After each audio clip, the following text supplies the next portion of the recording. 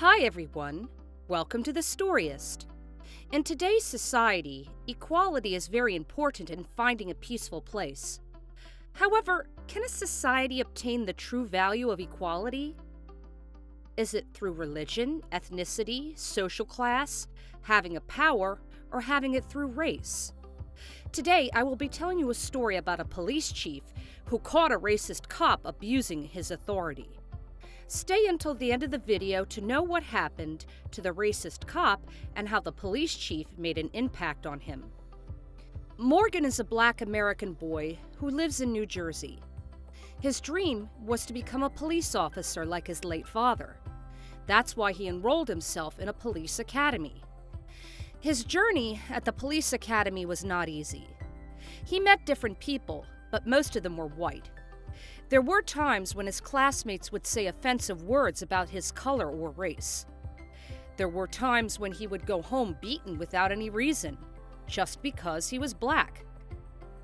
However, he endured all the pain throughout his journey at the academy. Morgan graduated with flying colors, making his mother proud. Right after graduation, he immediately got a job as a police officer. It's like having another battle on how Morgan will gain respect from his white colleagues. As a police officer, he was dedicated, kind, and always made sure that he was not abusing his power. Because of his good deeds, he gained the respect of his colleagues. Years later, he became the police chief of their district. Having a big responsibility as a police chief, he was tasked to move from one place to another, or to conduct seminars about equality throughout race.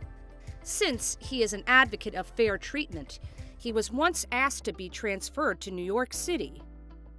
Since he is new to the city, Morgan decides to roam around to familiarize with the city. Then he drives to the place where he plans to stay.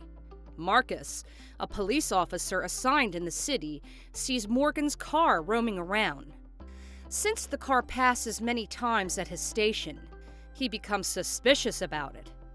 Marcus thinks that if he prevents this person from committing a crime, he will be promoted immediately.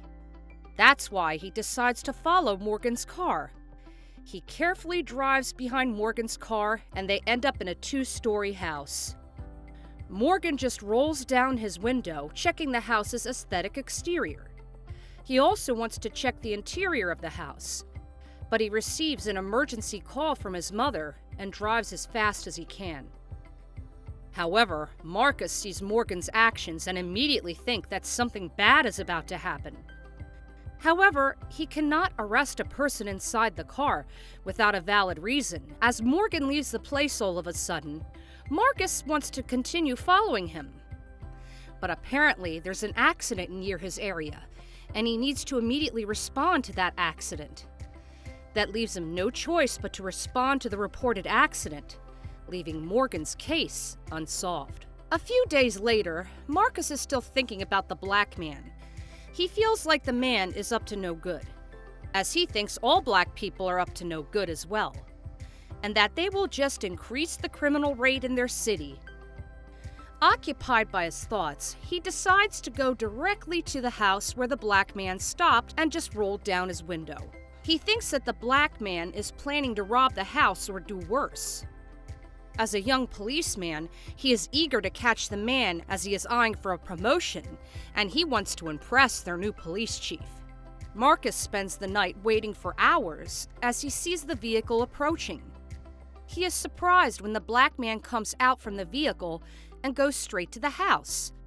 Marcus wants to go straight to the house, but he doesn't have any legal documents or warrant. The only thing he can do is wait for something to happen. After dealing with the emergency he had a while ago, Morgan decides to move into his new house in New York. Since he will be reporting tomorrow as the new police chief, he cannot be late on his first day. He had a long and tiring day, and he arrived around 12 midnight at his new house. The next day, Morgan wakes up. He takes a quick shower, grabs some things, leaves the house immediately, and drives his car as fast as he can.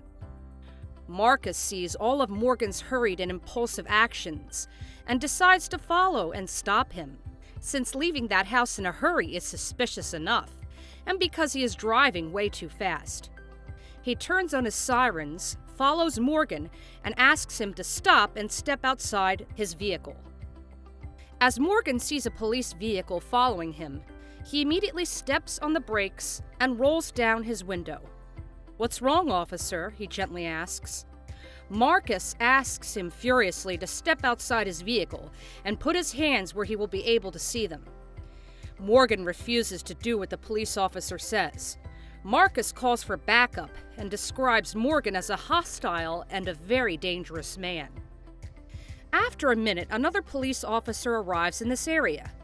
"What's wrong, Marcus?" asks a policeman. Marcus explains that he has been observing the black man from the time he has roamed the area up to this point, where he rushed out of the house and drove as fast as he could. He may not be sure of what crime Morgan did, but he is certain that he had done some terrible things, like the black people always do. Morgan explains that this is his first day going to work and he's already late. That's why he's driving as fast as he can. However, he was very certain that he didn't reach the speed limit. That's why he believes that he did nothing wrong. Marcus doesn't believe anything that Morgan explained. He believes that he is the justice. He is the one in authority. The policeman who responds to Marcus asks him if they could talk for a second. He tells Marcus that the man did nothing wrong, and as a police officer, they should base their action on proof and facts, and not just by race. They should treat and protect everyone equally. However, Marcus just ignores everything that his colleagues mention to him. What he does next is ask Morgan harshly to step outside. Morgan is about to tell him that he is the police chief, but he doesn't get the chance as Marcus opens the door, grabs his hand, forces him to stand up, and pins his chest on the side of his own car. As Marcus cuffs him, Morgan's wallet falls on the ground.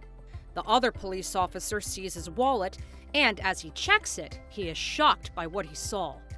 There's an ID that states that Morgan is also a police officer. Not just a simple police officer, but a police chief. He immediately shows the ID to Marcus. As Marcus sees the ID, it doesn't bother him and continues cuffing Morgan instead. He believes that it's a fake ID, as black people cannot even finish college and obtain that position. He doesn't even care about Morgan's reaction. As they arrive at the police station, Marcus files the report about what happened earlier, and now he caught the criminal. Morgan files a counter-report about Marcus's accusations. As he files the report and then presents his ID to the officer in charge, he is surprised that it is their new police chief. Another policeman begins to salute Morgan. Left on the side, Marcus is shocked by what's happening.